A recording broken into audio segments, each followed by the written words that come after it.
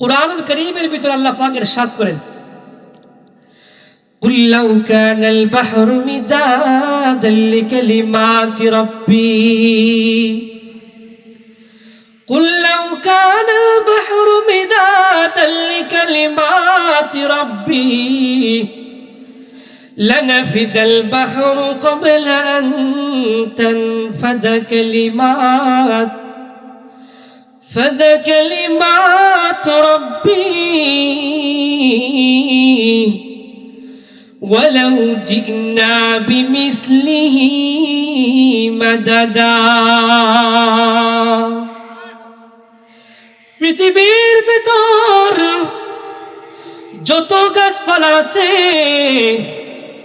এই সমস্ত গাছপালার ভিতর যত পাতা আছে, এই সমস্ত পাতা যদি কাগজের পৃষ্ঠা হয়, আর যত সাগর সমুদ্র নদী নালা আছে,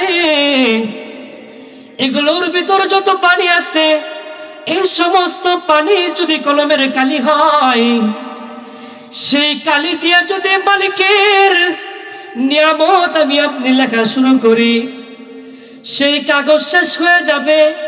আবার যদি সেই পরিমাণ কাগজ এনে মালিকের নিয়ামত লেখা শুরু করি, সব শেষ হয়ে যাবে, কিন্তু মালিকের নিয়ামত লেখে শেষ হবে না। এত এত নিয়ামত আল্লাহ রাব্বুল আলামিন আমাকে আপনাকে দান করেছেন। এর ভিতর সবচেয়ে দামি, সবচেয়ে বড় নিয়ামত হলো আল্লাহ রাব্বুল আলামিন আমাকে আপনাকে ঈমানের মতো মহা দৌলত দিয়ে মুসলমান বানাইছেন। তো এক বন্ধু জান্নাতে গেছে, চার কারণে। এক নম্বর সংক্ষেপে বলে দেই, বন্ধু নামাজি ছিল, আর যে জাহান্নামে গেছে সে বন্ধু নামাজি ছিল না। দুই নম্বর ওই বন্ধু জান্নাতি বন্ধু আল্লাহ প্রদত্ত সম্পদ থেকে আল্লাহর পথে ব্যয় করেছে, কিন্তু জাহান্নামী বন্ধু আল্লাহ প্রদত্ত সম্পদ আল্লাহর পথে ব্যয় করে নাই, আল্লাহর সন্তুষ্টির পথে ব্যয় করে নাই। তিন নম্বর কারণ হলো, জান্নাতি বন্ধু কোরআনের পথে চলেছে, আলেমদের সাথে চলেছে, কোরআনে যারা আদেশ করেছেন সেটা মান্য করেছে, কোরআন যা থেকে নিষেধ করেছেন সেটা পালন করেছে, এই জন্য সে জান্নাতে গেছে। আরেক বন্ধু মানে নাই তো জাহান্নামে গেছে। চার নম্বর কারণ, এক বন্ধু পরকালকে বিশ্বাস করে মালিককে সন্তুষ্ট করেছে, আরেক বন্ধু পরকালকে বিশ্বাস করে নাই, যেমন মন চাই তেমন জিন্দেগি অতিবাহিত করেছে। এই জন্য ওই বন্ধু জাহান্নামে গেছে, আর ওই বন্ধু জান্নাতে গেছে।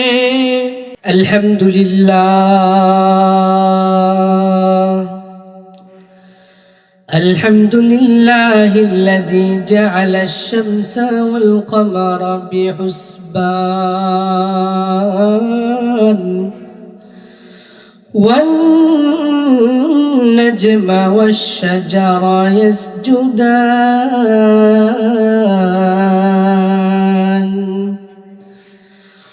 وفضل زمانا على زمان كما فضل مكانا على مكان وإنسانا على إنسان ونشهد أن لا إله إلا الله وحده لا شريك له ونشهد أن سيدنا وسندنا وحبيبنا وطبيبنا وطبيب قلوبنا ومولانا محمد صلى الله عليه وعلى وعلى آله وصحبه وبارك وسلم تسليما كثيرا كثيرا. أما بعد فأعوذ بالله من الشيطان الرجيم. بسم الله الرحمن الرحيم. في جنات يتساءلون عن المجرمين ما سلككم في سقر قالوا لم نك من المصلين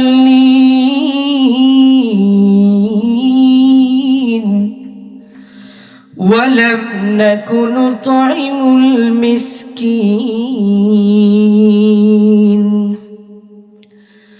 وكنا نخوض مع الخائضين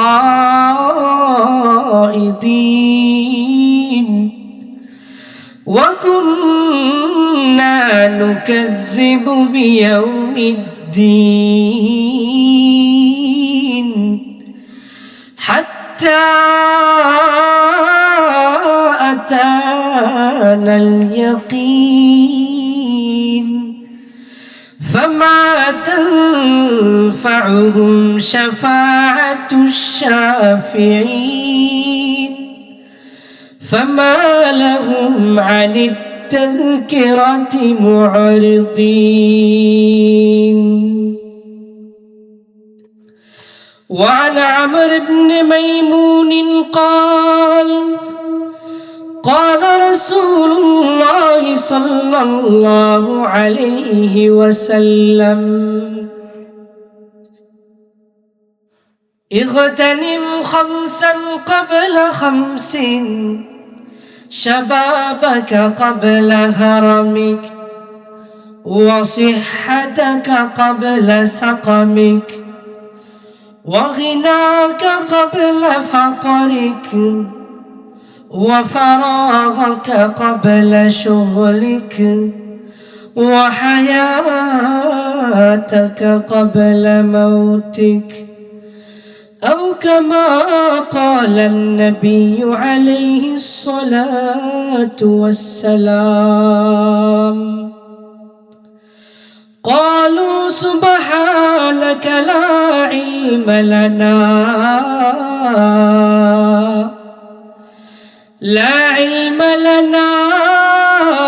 إلا ما علمتنا إنك أنت العليم الحكيم.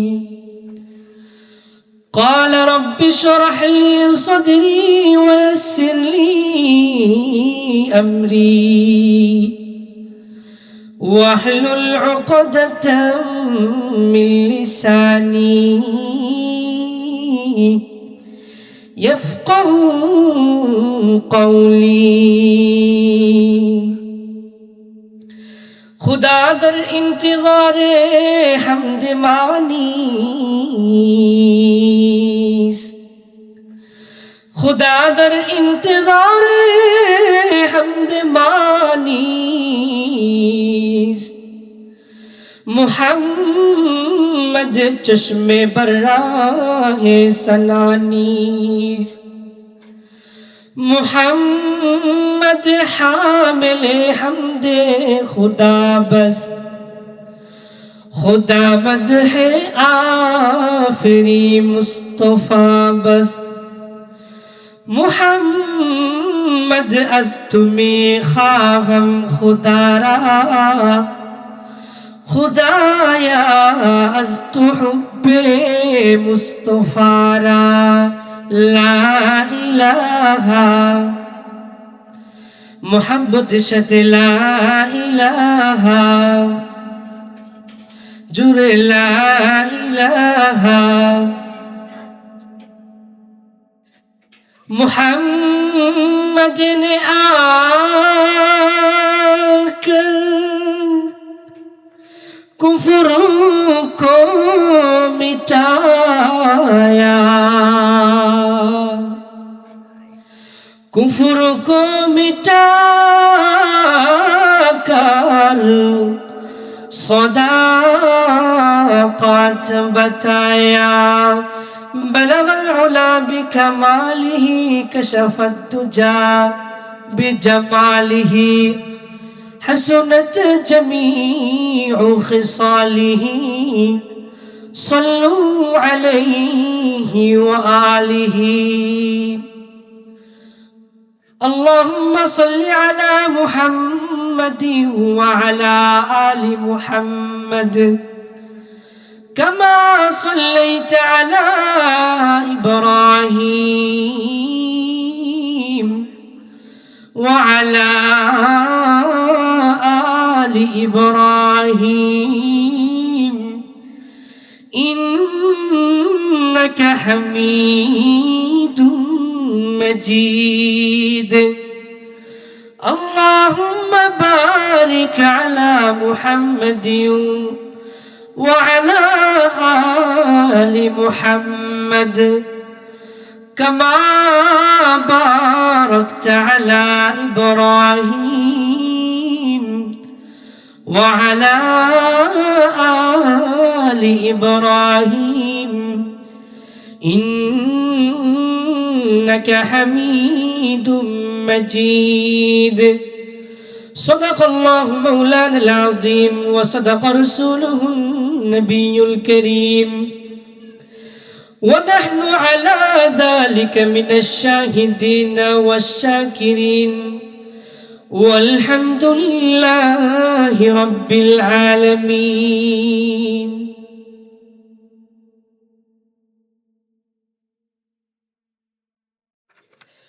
মাদ্রাসাতুল আবরার ঢাকা ও মিফতাহুল জান্নাহ মহিলা মাদ্রাসা এর উভয় শাখার ছাত্র ছাত্রীদের দস্তারে ফজিলত উপলক্ষে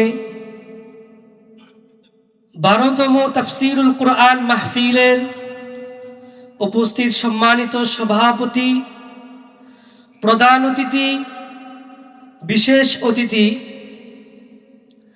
ও আমার সামনে উপস্থিত আল্লাহ পাকের আশিকিন, জাকিরিন, মুহিব্বিন, মুরব্বিয়ানে আওয়াম, বেরাদারানে ইসলাম,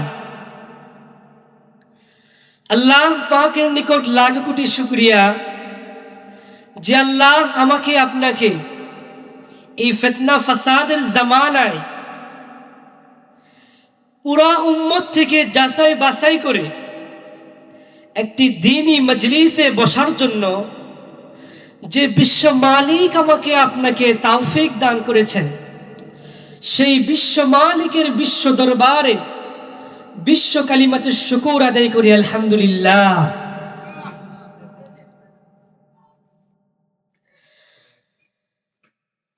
আল্লাহ পাকের নিকট অনেক শুকরিয়া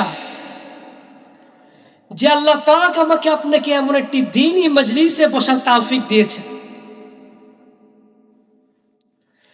আল্লাহ পাক আমাকে আপনাকে বড় পছন্দ করে, এই জন্য একটি দ্বীনি মজলিসে বসার তৌফিক দিয়েছে। কত মানুষ এমন আছে অসুস্থতায় হাসপাতালে ভর্তি, কিন্তু আমি আপনি সুস্থ থেকে এমন একটি দ্বীনি মজলিসে বসতে পেরেছি, এই জন্য আবার আল্লাহ পাকের শুকরিয়া আদায় করি আলহামদুলিল্লাহ। প্রিয় উপস্থিতি, আল্লাহ পাক আমাকে আপনাকে অনেক অনেক নিয়ামত দান করেছেন। আল্লাহ পাক আমাকে আপনাকে এত এত নিয়ামত দান করেছেন, এই সমস্ত নিয়ামত যদি গণনা শুরু করি দিন রাত সব শেষ হয়ে যাবে, কিন্তু মালিকের এই নিয়ামত গণনা করে আমি আপনি শেষ করতে পারবো না। এত এত নিয়ামত আল্লাহ পাক আমাকে আপনাকে দান করেছে। কুরআনুল কারীমের ভিতর আল্লাহ পাক ইরশাদ করেন, قل لو كان البحر مدادا لكلمات ربي قل لو كان البحر مدادا لكلمات ربي لنفد البحر قبل أن تنفد كلمات ربي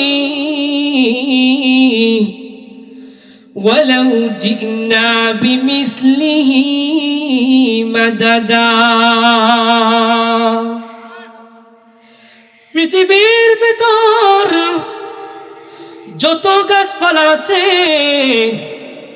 এই সমস্ত গাছপালার ভিতর যত পাতা আছে এই সমস্ত পাতা যদি কাগজের পৃষ্ঠা হয় আর যত সাগর সমুদ্র নদী নালা আছে এগুলোর ভিতর যত পানি আছে এই সমস্ত পানি যদি কলমের কালি হয় সেই কালি দিয়ে যদি মালিকের নিয়ামত আমি আপনি লেখা শুরু করি সেই কাগজ শেষ হয়ে যাবে আবার যদি সেই পরিমাণ কাগজ এনে মালিকের নিয়ামত লেখা শুরু করি সব শেষ হয়ে যাবে কিন্তু মালিকের নিয়ামত লেখে শেষ হবে না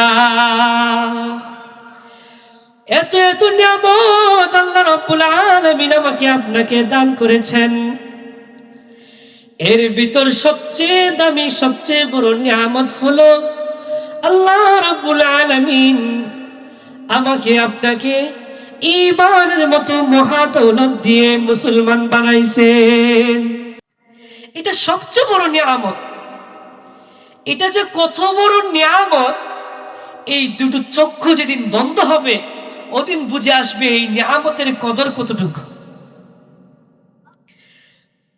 কাল হাসরের ময়দানে কিয়ামতের এমন ভয়াবহ পরিস্থিতি হবে আল্লাহ রাব্বুল আলামিন কোরআনুল কারীমের ভিতরে ইরশাদ করেন ইয়াউমা ইয়াফিরুল মারউ মিন আখিহি ওয়া উম্মিহি ওয়া আবিহি ওয়া সাহিবাতিহি ওয়া বানিহি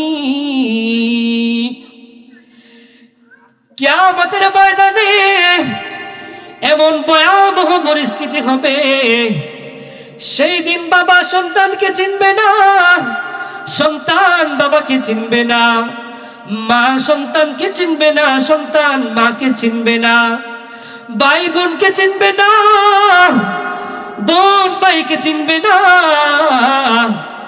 এমন কঠিন পরিস্থিতির সময় এই নিয়ামত যে কতটুকু কাজে আসবে এই ঈমানের মতো এমন তো বড় নিয়ামত যে কেমন কাজে আসবে ওই দিন সেটা বুঝে আসবে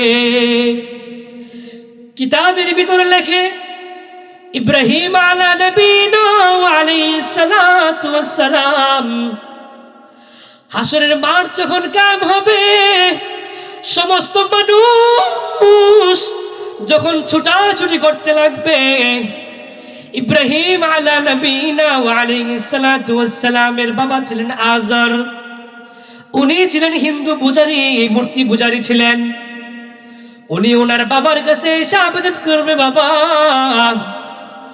সন্তান বাবার কাছে কত আবেদন করে আমি আজকে তোর কাছে শুধু এই আবেদনটা করলাম তুই এমন কঠিন পরিস্থিতিতে তোর মালিকের কাছে আমার জন্য একটু সুপারিশ কর বাবার এমন আবেদন দেখে ইব্রাহিম আলা নবীনা ওয়া আলাইহিস সালাতু ওয়াস সালামের মা লেগে যাবে উনি মায়ায় আল্লাহ রাব্বুল আলামিনের কাছে যাবেন যাওয়ার পর ওনার বাবার জন্য সুপারিশ করবেন আল্লাহ রাব্বুল আলামিন বলবেন বন্ধু তোমার যত আবেদন আছে যত দরখাস্ত আছে আমি সবগুলো পূরণ করতে পারবো কিন্তু এই দরখাস্ত এই আবেদন আমি পূরণ করতে পারবো না ইব্রাহিম আলা নবীনা ওয়া আলাইহিস সালাতু ওয়াস সালাম ঘুরে চলে আসবেন বাবার কাছে আসার পর বাবা আবার আবেদন করবেন দ্বিতীয়বার আবেদন করার পর আবার যাবেন, আবার আসবেন, আবার আবেদন করবেন। তৃতীয়বার যখন আবেদন করবেন, আল্লাহ রাব্বুল আলামিন তখন বলবেন, ইব্রাহিম আপনি আমার খলিল, আপনি আমার বন্ধু, আপনি যদি আরেকবার এমন আবেদন করেন, আমার খলিলের খাতা থেকে আপনার নাম আমি কেটে দিব। মালিক সেদিন এমন কঠিন হবেন, কিন্তু মালিক এই সমস্ত বেঈমানদেরকে সেদিন মাফ করবেন না। সেদিন মুসলমান সেই ঈমানের মূল্য সেদিন বুঝে আসবে। কিয়ামতের সেই কঠিন ভয়াবহ পরিস্থিতিতে এই ঈমানের কত মূল্য সেটা বুঝে আসবে। সেই ঈমানের মতো মহা দৌলত দিয়ে আল্লাহ পাক আমাকে আপনাকে মুসলমান বানাইছে, এটা অনেক বড় নিয়ামত। রাদিতু বিল্লাহি রাব্বা ওয়া বিল ইসলামি দীনা ওয়া বিমুহাম্মাদিন সাল্লাল্লাহু আলাইহি ওয়াসাল্লাম নবিয়্যান ওয়া রাসূলা। একজন মুমিন ঈমানদারের বক্তব্য এটা হবে, রাদিতু বিল্লাহি রাব্বা, আমি আমার আল্লাহকে রব হিসাবে বেশ সন্তুষ্ট হয়েছি। ওয়া বিল ইসলামি দীনা, আমি ইসলামকে ধর্ম হিসাবে বেশ সন্তুষ্ট হয়েছি। ওয়া বিমুহাম্মাদিন সাল্লাল্লাহু আলাইহি ওয়াসাল্লাম নবিয়্যান ওয়া রাসূলা, এবং আখেরি নবী সর্বশেষ নবী মুহাম্মদুর রাসূলুল্লাহ সাল্লাল্লাহু আলাইহি ওয়াসাল্লামকে সর্বশেষ নবী হিসাবে পেয়ে সন্তুষ্ট হয়েছি। এটা হবে একজন ঈমানদারের বক্তব্য। তো বলতেছিলাম আল্লাহ পাক সেই ঈমানের মতো মহা দৌলত দিয়ে আমাকে আপনাকে মুসলমান বানাইছে, এটা অনেক বড় নিয়ামত। এতটুকুর ভিতরে সীমাবদ্ধ রাখেন নাই। আল্লাহ রাব্বুল আলামিন আমাকে আপনাকে সবচেয়ে শ্রেষ্ঠত্ব দিয়ে বানাইছে, সবচেয়ে সম্মানিত করে বানাইছে।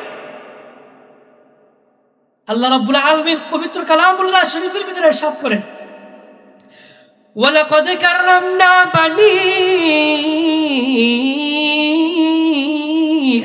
আদম, আমি বনি আদমকে শ্রেষ্ঠত্ব দিয়েছি, বনি আদমকে আমি সম্মানিত করেছি, বনি আদমকে আমি এত শ্রেষ্ঠত্ব দিয়েছি যে শ্রেষ্ঠত্ব, যে সম্মান অন্য কোনো মাখলুককে আমি দেই নাই।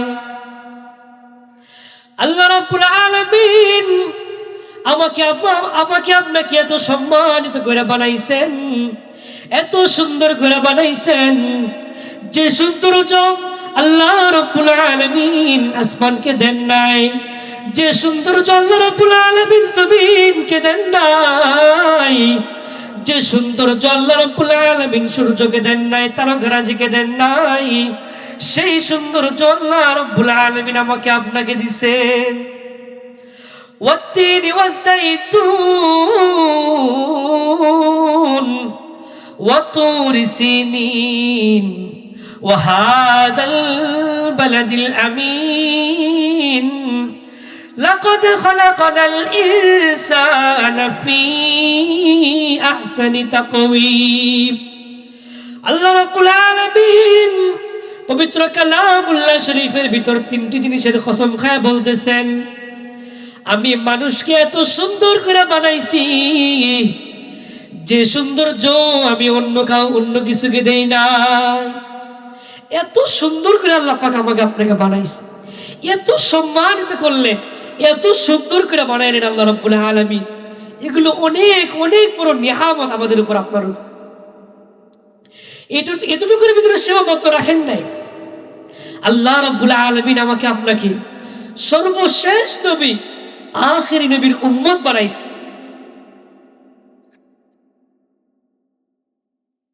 এটা এত বড় নিয়ামত, যে নবীর উম্মত হওয়ার জন্য মুসা আলা নবিয়িনা ওয়া আলাইহিস সালাতু ওয়াস সালামেরও একটা দরখাস্ত ছিল, একটা আবেদন ছিল আল্লাহর কাছে। সেই শেষ নবীর উম্মত আমাকে আপনাকে বানাইছে। সেই নবীর শ্রেষ্ঠত্ব কেমন, সেই নবীর মর্যাদা কেমন।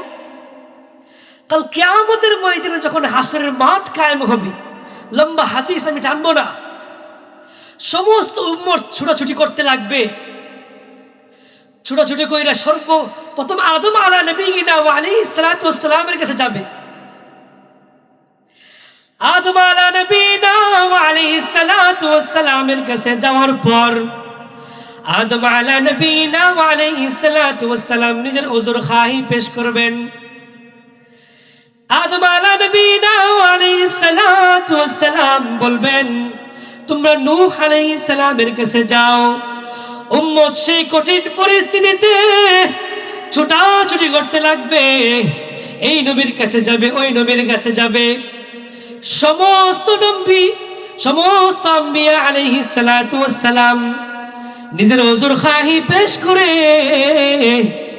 সর্বশেষ উম্মত যখন আকায়ে নামদার তাজদার মদিনা দু জাহান সরদার রসূলে কায়নাত ফখরে মওজুদাত রূহে দু আলম সাল্লাল্লাহু আলাইহি ওয়াসাল্লামের কাছে আসবেন। রাসূলুল্লাহ সাল্লাল্লাহু আলাইহি ওয়াসাল্লামের কাছে আসার পর রাসূল তাদের আবেদন কবুল করবেন, তাদের জন্য সুপারিশ করবেন। রাসূলুল্লাহ সাল্লাল্লাহু আলাইহি ওয়াসাল্লাম আল্লাহ রাব্বুল আলামিনের কাছে যখন সুপারিশ করবেন, মালিক তো আগে বলে দিয়েছেন, ওয়ালাসাউফা ইউতিকা রাব্বুকা ফাতারদা, আপনার প্রভু আপনাকে সন্তুষ্ট করে ছাড়বে। আল্লাহ রাব্বুল আলামিন সেই কিয়ামতের কঠিন ময়দানেও আমার আপনার হাবিবকে সন্তুষ্ট করে ছাড়বেন। আর রাসূল ততক্ষণ পর্যন্ত সন্তুষ্ট হবেন না যতক্ষণ পর্যন্ত তার একটা উম্মত জাহান্নামে যাবে, জাহান্নামে থাকবে। সেই নবীর উম্মত আমাকে আপনাকে বানাইছে, এটা অনেক অনেক বড় নিয়ামত।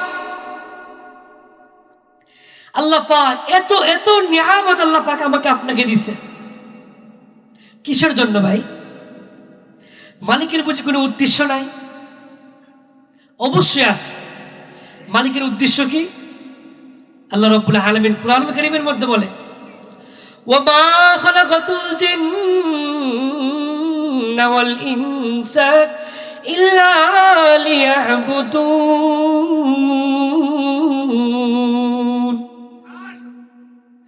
আমি জিন এবং ইনসানকে সৃষ্টি করেছি, আমি মানুষ এবং ইনসান জিনকে সৃষ্টি করেছি আমার ইবাদত করার জন্য, আমার গোলামি করার জন্য। তারা আমার গোলামি করবে, আমার ইবাদত করবে। আমি তাদের কাছে শুধু এতটুকু চাই, আমি তাদের কাছে অন্য কিছু চাই না। তারা আমার গোলামি করবে, এটা আমি শুধু তাদের কাছে চাই, তাদের কাছে অন্য কিছু চাই না। মালিক শুধু আমার কাছে, আপনার কাছে শুধু এতটুকু চান, আমি আমি আমি আপনি মালিকের গোলামি করব। আমার আপনার রিজিকের যে ফয়সালা, রিজিকের যে ব্যবস্থা, মালিক সেই রিজিকের ফয়সালা মালিক করে দিবেন সহজে। আমি আপনি যদি মালিককে সঠিকভাবে ডাকতে পারি, মালিককে যদি মালিককে সঠিকভাবে ডাকতে পারি, মালিক আমার আপনার রিজিকের ব্যবস্থা করে দিবেন। मैं सूरत यूसुफ का नहीं चाहने वाला, कैस के मानंद नहीं आशिक लैला, मैं आशिक मौला मेरे इश्क निराला, जुमला जहां जिनके तजल्ली से उजाला। মুসলমান ভাইরা আমার কথাগুলো দিল না বুঝবেন। কিয়ামতের সেই কঠিন ভয়াবহ পরিস্থিতিতে আল্লাহ রাব্বুল আলামিন সেই দিন মালিকের যে গোলামি করে যেতে পারবে, মালিককে যে সন্তুষ্ট করে যেতে পারবে, মালিক সেদিন তার দয়া দ্বারায় মালিক সেদিন অনুগ্রহ করে তার প্রিয় বান্দাদেরকে মাফ করে দিবেন।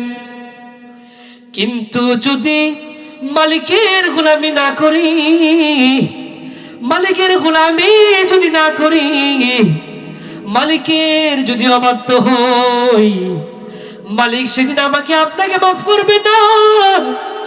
মালিক যদি মাফ না করে,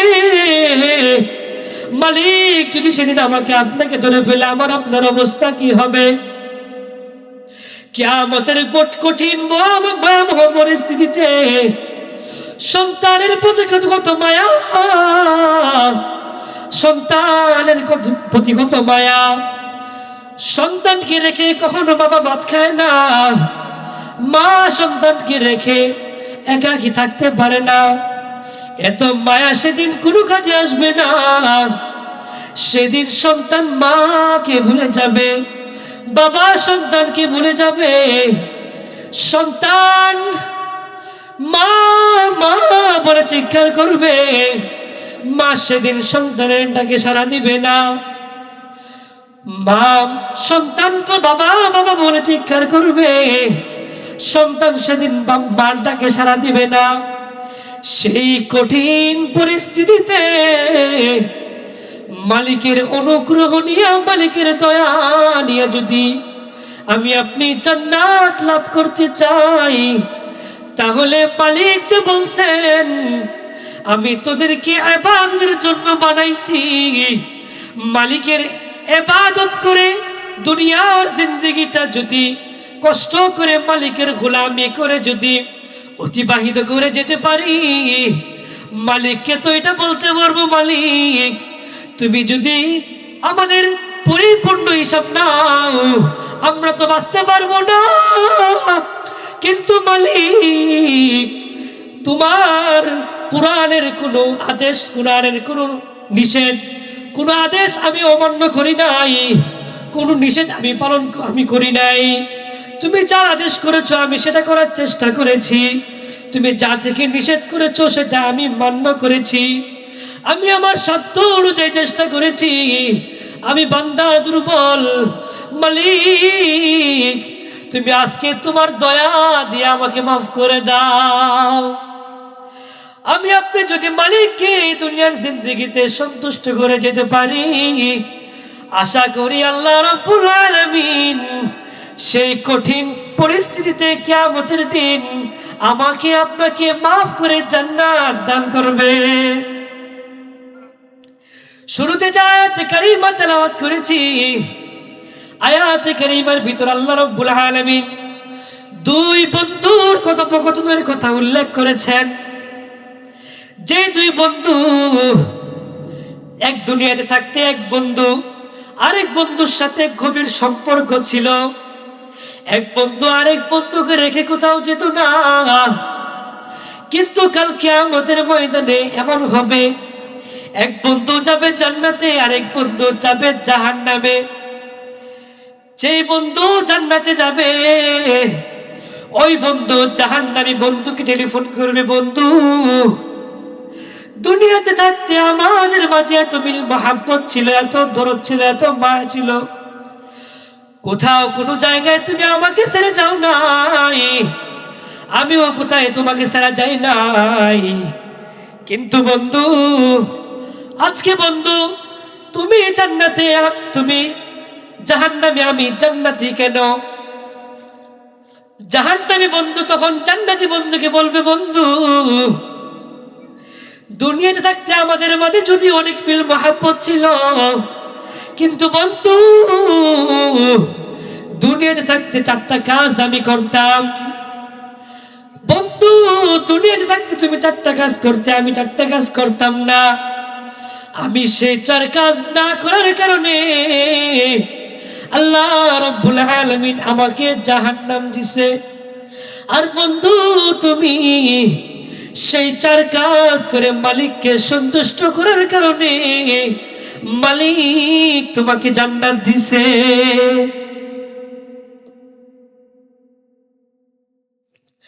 জাহান্নামী বন্ধু জান্নাতি বন্ধুকে তখন বলবে, বন্ধু দুনিয়াতে থাকতে বন্ধু যে 4 কাজ আমি করতাম না, তুমি যে 4 কাজ করতে। 1 নম্বর হলো বন্ধু,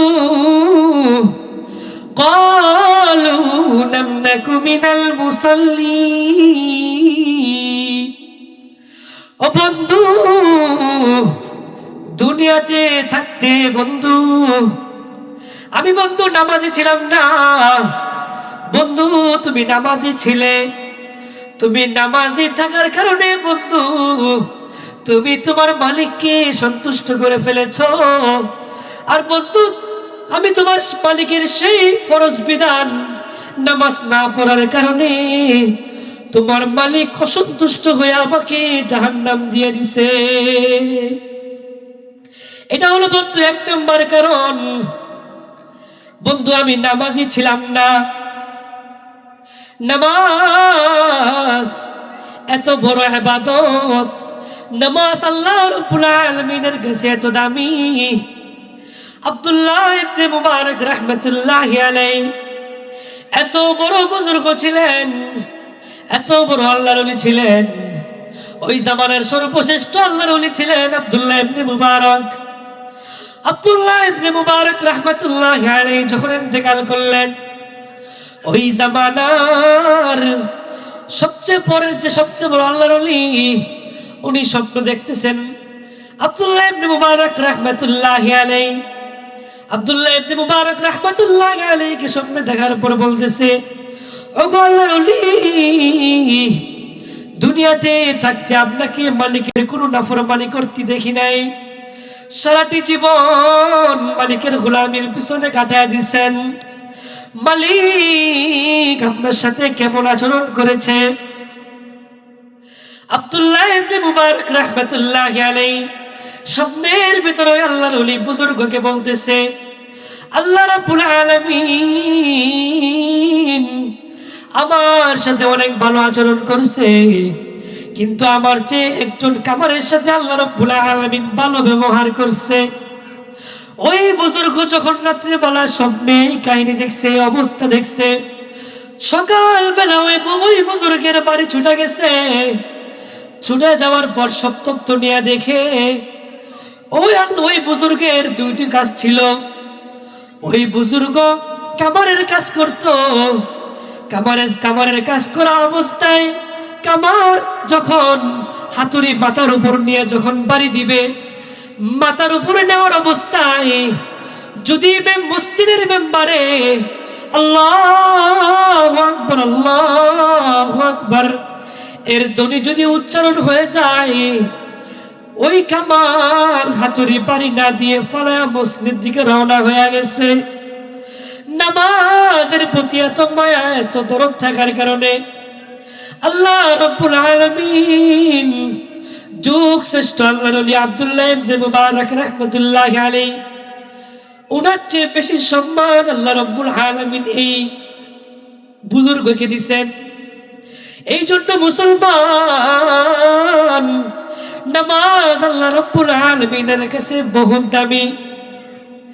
তো ওই বন্ধু বলতেছে, বন্ধু দুনিয়াতে থাকতে আমি মুসল্লি ছিলাম না।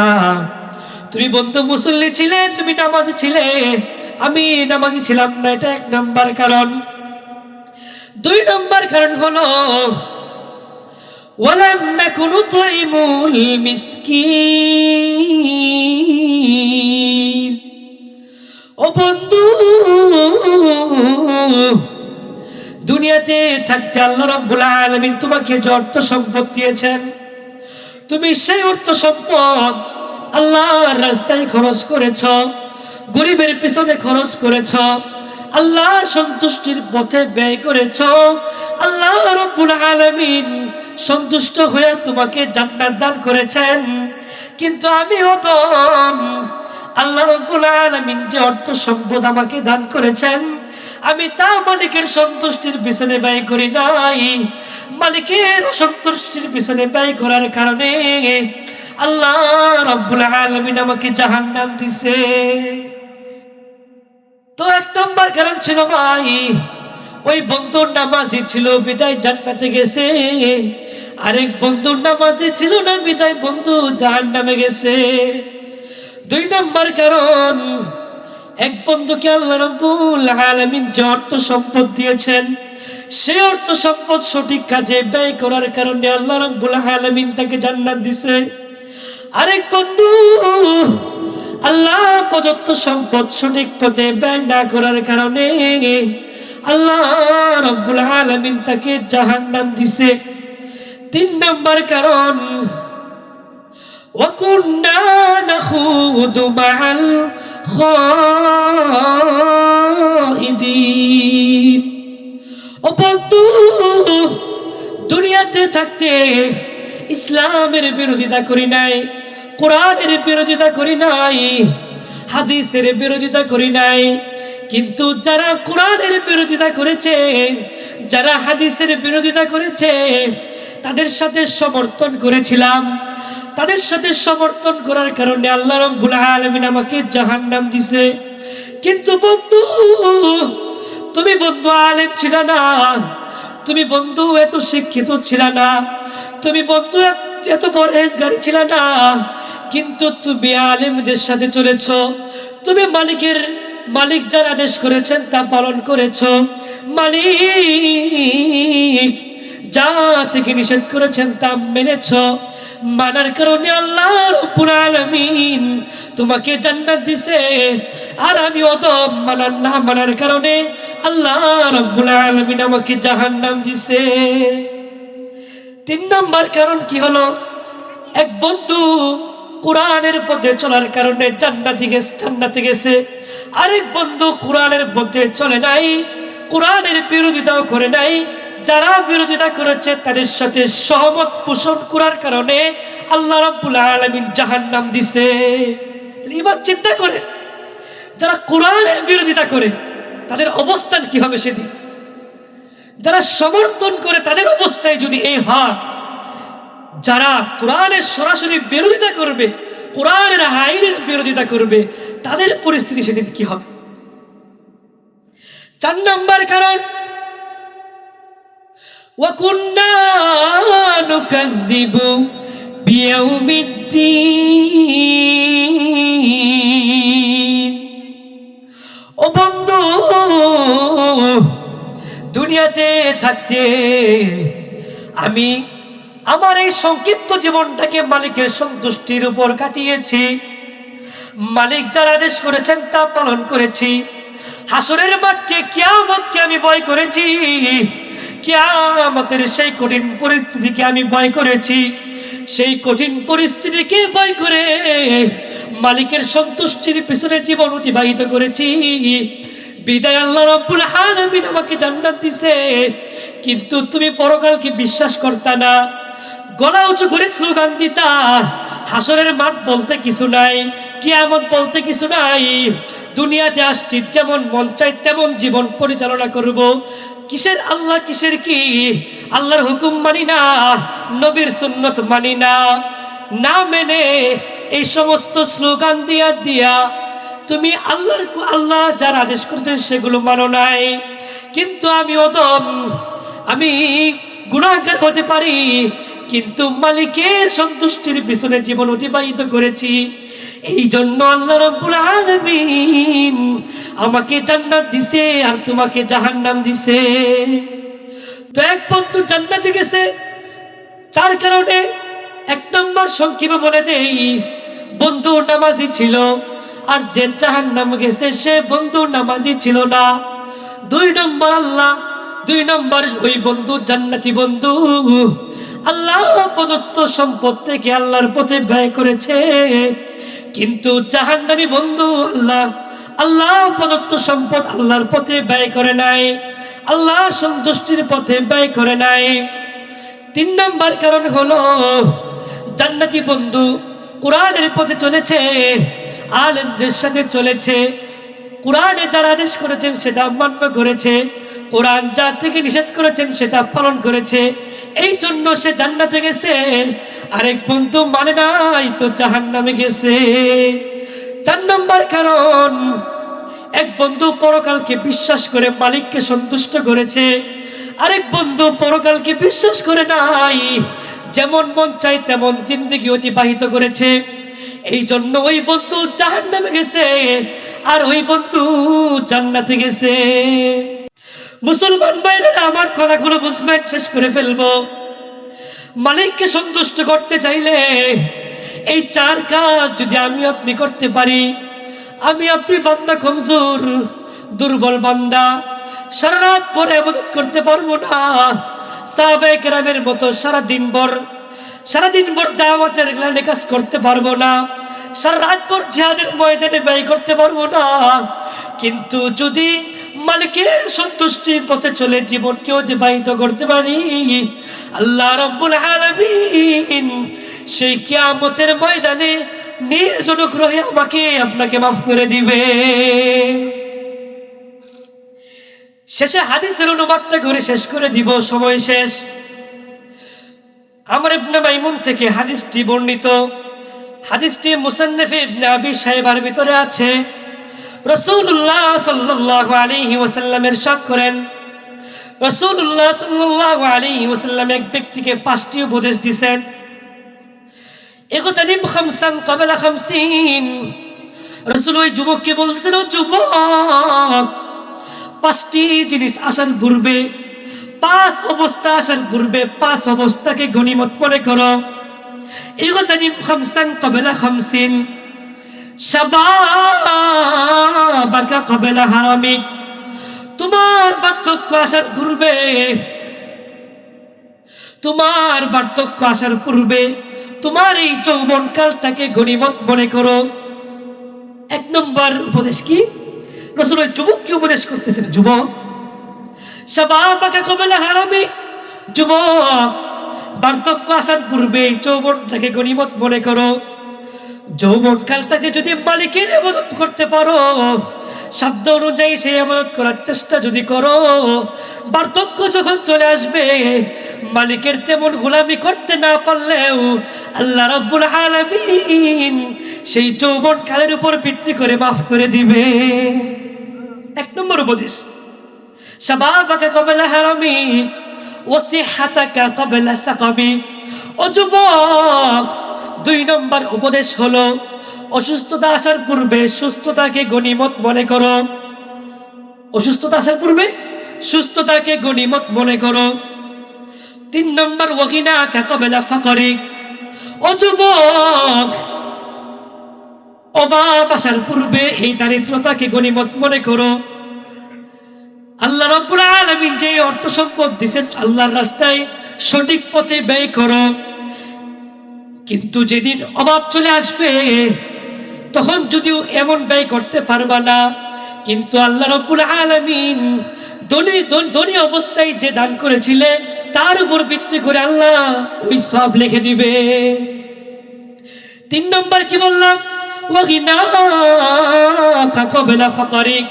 ও যুবক, দারিদ্রতা আসার পূর্বে তরুণতাকে গনিমত মনে করো। 4 নম্বর, ওয়াফারাগাকা ক্বাবলা শুগলিক। ও যুবক, ব্যস্ততা আসার পূর্বে অবসর সময়কে গনিমত মনে করো। অবসর সময়টাতে অযথা আড্ডাবাজি করে গল্প গুজব করে কাটায় দিও না যুবক।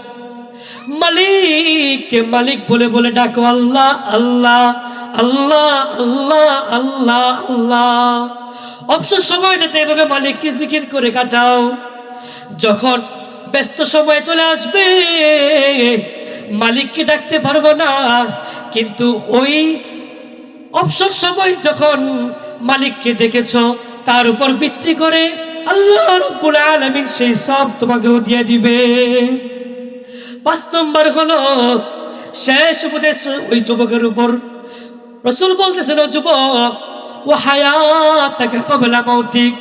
তোর উপর আমার 5 নম্বর উপদেশ হলো, যুবক, মৃত্যু আসার পূর্বে এই সংক্ষিপ্ত জীবনটাকে গনিমত মনে কর। এই সংক্ষিপ্ত জীবনটাকে গনিমত মনে করে মালিকের সন্তুষ্টির পিছনে ব্যয় কর। মালিককে সন্তুষ্ট করে যদি যাইতে পারো, এই দুনিয়ার এই 50-60 বছরের জিন্দেগি যদি মালিককে সন্তুষ্টি করে অতিবাহিত করা যায়, আল্লাহ রাব্বুল আলামিন আবাদুল আবাদের জিন্দেগি সেই জান্নাতে আমাকে আপনাকে অনেক ভালো রাখবেন, সহজে আল্লাহ রাব্বুল আলামিন নিজ দয়া নিজ অনুগ্রহে আমাকে আপনাকে জান্নাত দান করবেন। সেই জান্নাত আমি আপনি চাই? কে কে চাই হাত তুলে দেখান তো। আল্লাহ রাব্বুল আলামিন আমাদের সবাইকে সেই জান্নাত দান করুন। ছোট্ট একটি আমলের কথা বলে যায় শেষে। রসুলের উপর সর্বদাই যখন অবসর থাকবো, যখন অবসর সময় কাটাবো, তখন রসুলের উপর বেশি বেশি দুরূদ পড়ব। দুরূদের ফজিলত এত বেশি, দুরূদের অনেক ফজিলত আছে। সংক্ষিপ্ত একটা ফজিলত হলো, বেশি বেশি দুরূদ পড়লে আপনি আপনার জীবনটাকে যেমন চাবেন, আল্লাহ রাব্বুল আলামিন আপনার চাওয়া অনুযায়ী জীবনটাকে করে দিবেন। দুরূদের এত ফজিলত। এজন্য সময় শেষ, আপনাদের উপর সর্বশেষ দরখাস্ত, আপনারা দুরূদের উপর গুরুত্ব দিবে। এই একটি সবক যদি এই মাহফিল থেকে নিতে পারেন, আপনারা কামিয়াব। এই মাহফিল কামিয়াব, এই মাহফিলের ইন্তেজামিয়া কমিটি কামিয়াব। করবো তো ইনশাআল্লাহ। আল্লাহ রাব্বুল আলামিন আমাকে আপনাকে সে তৌফিক দান করুন।